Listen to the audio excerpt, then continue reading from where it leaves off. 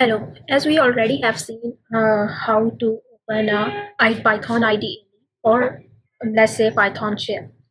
Now we want to make a program and save it into a file and use it later. On the shell, we cannot save the program for later use. So for this, we will just go to the file in Python shell and we will take a new file. And like this, we have got a new file. We will just write our program in here and then we can just save it.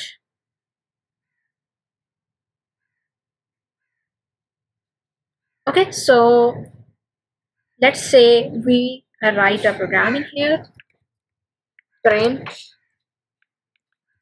hello world.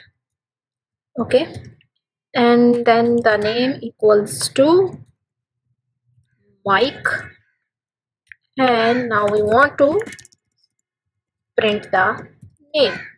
Alright, so this is our program. Now we want to save it. We will go to the file and we will just first we will run it. Okay, so we will go to run and we will select the run the module, or we can just select the key F5 as well. When we run, it will say save before run or check. Okay, we must have to save this program. So yes, so we have to save it anywhere, and anywhere you want to save it, we will just name it as first. Okay, because it is our first program to save, we will name it just first. Now it has been saved and we see that it shows our output. We can run it as many times as we want. This is the main ingredient of it. I will run it again and you see we have another time hello world and Mike as an output.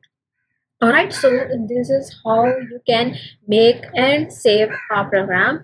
And if you have an error, it will also show you that you have an error on this line and you can just okay.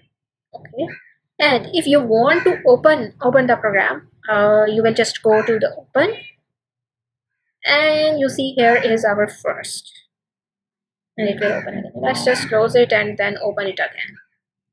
Where is the first? Here is the first, and you see here it again opened, and I will just run it again and it will give me the same output. So this is how you just open the and save the program for later use.